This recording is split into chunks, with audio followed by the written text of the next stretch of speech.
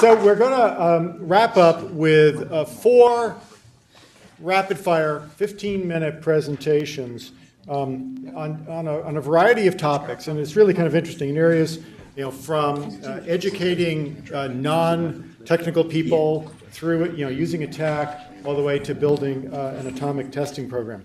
First up is Elly Searle from CrowdStrike.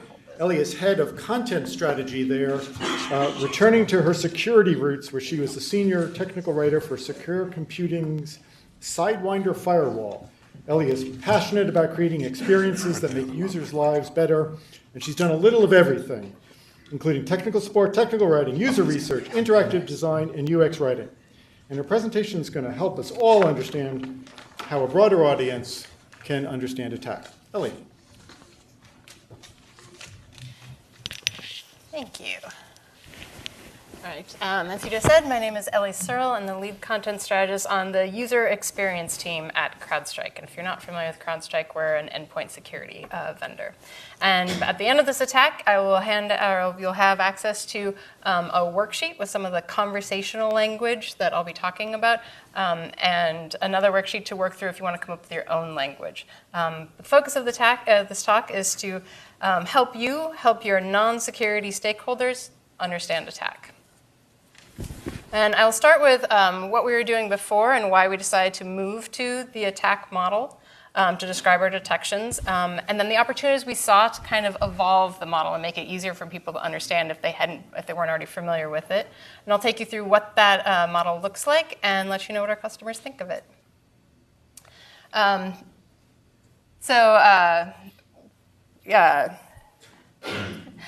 So we used to use scenarios to describe our detections, which were really big buckets and didn't get very specific. And I'll show you what some of those are in a little bit. But we used to use, so we wound up getting a lot of customer calls because people didn't understand what the scenarios meant. It was just too vague. It was confusing. And one of the things we realized that if our Falcon admins didn't understand what those detections meant that they couldn't describe what the adversary was doing to anyone else in their organization, which made it a lot harder for them to get the funding and resourcing that they needed. So this is what they used to get. It was just kind of a long list of all the different scenarios.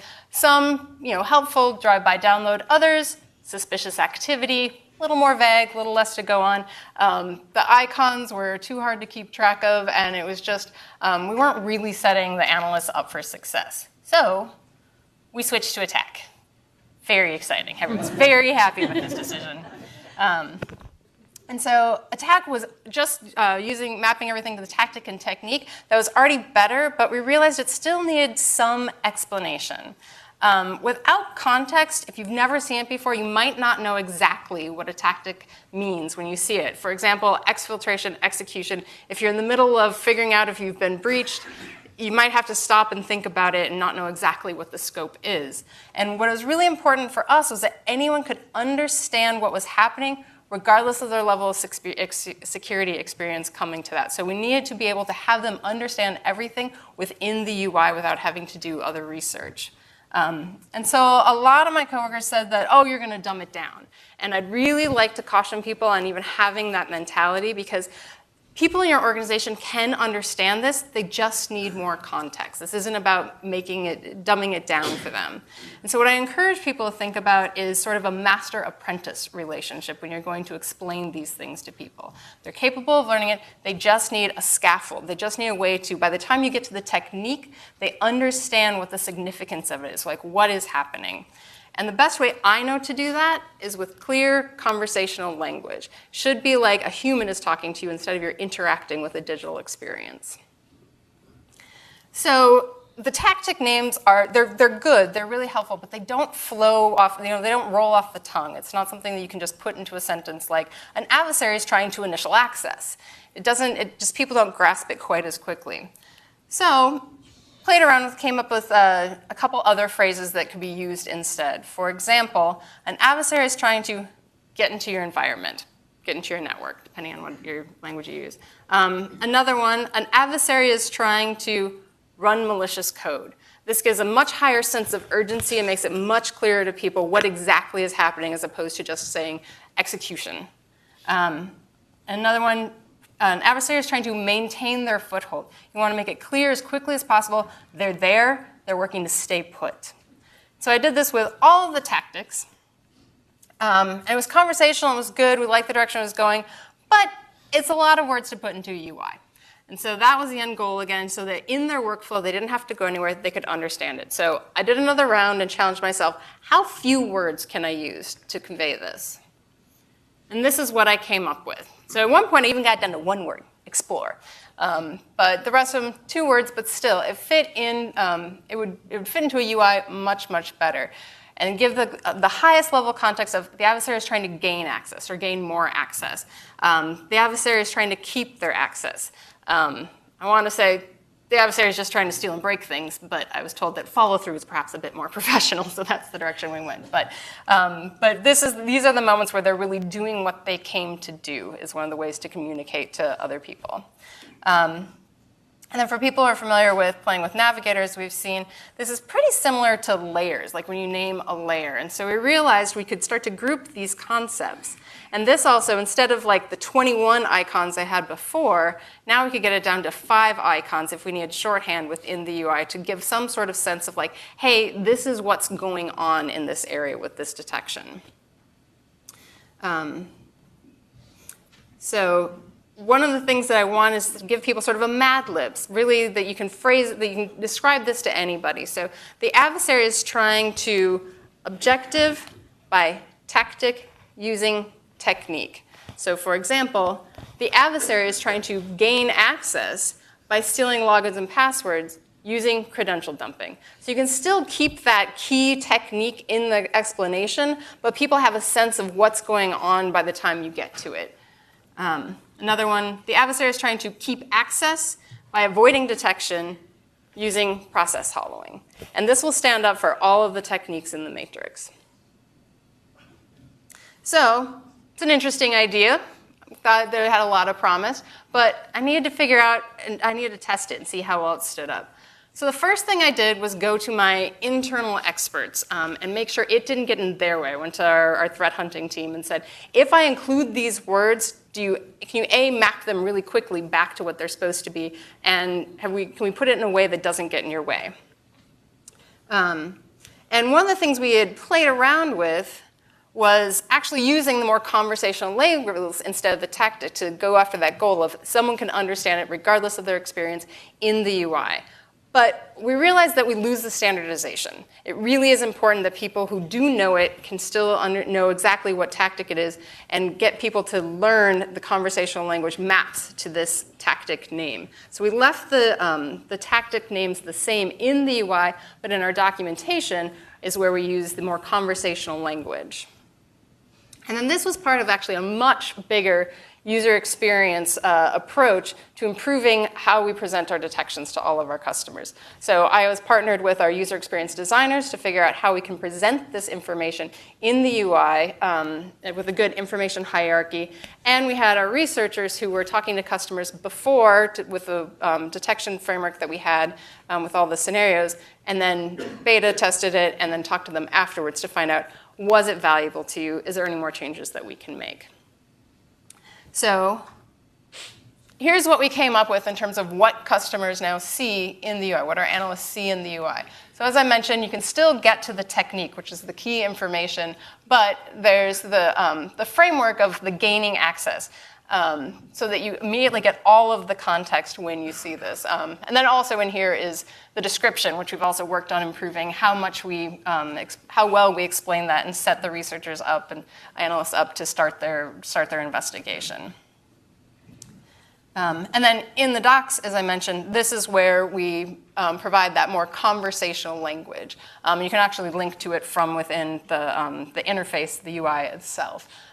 Again, just 5 icons, which is much better to keep track of. And I know people sometimes are like, nobody reads the docs, but if this is your job and you've never seen it before, there's a chance you're going to go and look it up. So we want to make sure that they had easy access to that. So the question is, now we've got this into the UI, and we've got documentation that's much more conversational. How successful was this? How much better did our customers think this was compared to what we were giving them before? And it worked really, really well. A lot of this has to do with the fact that just the matrix in and of itself is super useful to be able to map that tactic and technique combination. But the fact we added the additional context and put it in the UI meant that they could pick it up really, really quickly. So here are just some of the things that we heard. If you can't explain something, you don't know what it is. I feel with these new details, I can tell them XYZ happened. Please check on this exact thing. Another one, we find it useful for younger analysts as well. The fact that we are saving them training time, they see as a huge benefit. And also, they can take that screenshot that I showed you before and show it to pretty much anyone in their org, and they can understand quickly why it's important and what's going on. And then our sales engineers and our support staff also are really happy with this change and are getting lots of positive feedback from our customers. So one of the things I said is, they aren't a very technical crowd, so it's like learning that there's this whole new language that's way easier to understand and act on. And I think we all know that it's great when you're dealing with a really smart user base that understands everything, is super familiar with it, but we need security to be approachable to the entire market. So that's one of the reasons that we were embracing this approach. I hope that you try this at home. Like I said, I have included the worksheet that's got the conversational language that we came up with, if that works for you. Or you can also play around with that cheat sheet and come up with language that on your own. Thank you.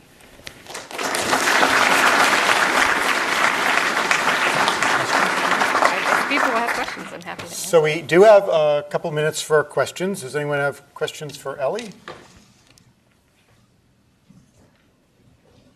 Yep, I'll bang in the back there.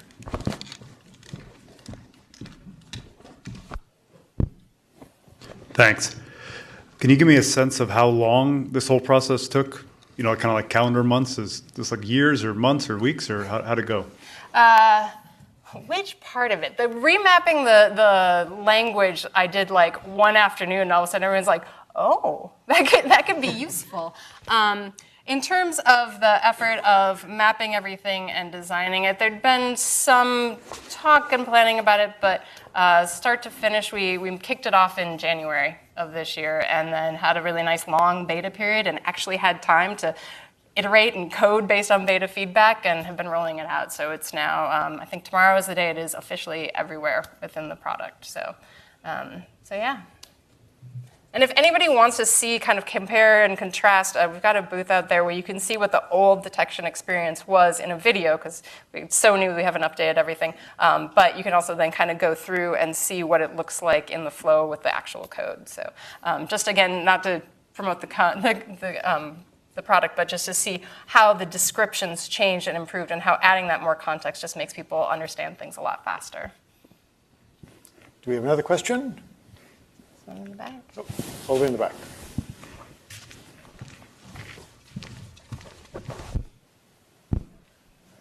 So I'm curious, you've used ATT&CK to map descriptions. Is there an initiative to use it to map weighting for severity on countermeasure detections, whether or not it's a high or medium or low? Or is it just purely for consumption by non-technical people, just for meaning's sake? At this point, we're sort of in our V1, and it definitely was just mapping the detections to the tactic and technique combination. So we'll see where it goes in the future, but that's where we are right now. Thank you. Any other questions? Oh, we have one over there. Of course. Going long. Getting your work. I might take somebody out. So that sentence that you had, the Mad Libs, I think that's what you called it. I don't know if it's Mad Libs as much as it is more of like a drop-down options, I guess. Probably. So you have, it was the adversary is trying to, you have an objective which maps to your table that you had. By tactic, which doesn't map to anything that I could see. Well, the tactic is the MITRE tactics. Well, so by using technique, so the technique then shows up in the attack matrix again. So the question is, with the tactics, do you have those enumerated somewhere, or is there, in other words, is there a drop-down list that we can pick from, or is it something that It's initial access, it's execution, it's the ones that are sort of the tactics that are on the MITRE wiki that you'll find. Might not. They weren't there. It, Yeah. right? Well, so you're saying all the The tactic names, okay, I think I see what you're saying. So the tactics is what I list in the left-hand side, and those are the names that MITRE that I put into the attack matrix. I did do a pass on them to make that language more conversational. So I think that's what you're asking. Yes. So that's the second column in there is when I did a pass on to be like, if I were just to explain it to somebody, how would I explain execution using a conversational phrase? And so that list I do include in the cheat sheet. Okay, so the conversational phrase is what's missing right now, and you have that. Sorry, yeah, exactly. It. So it is still the tactic, but it's the conversational way of explaining the tactic, which is that sort of the get into your network, the maintain your foothold. Yeah. And it's for that reason we didn't want to putting that conversational language into the UI because we think that keeping that tactic name for consistency and standardization was really important, but so you have to just use that when you're explaining it. It helps to have that mapping to the more conversational language. Thanks.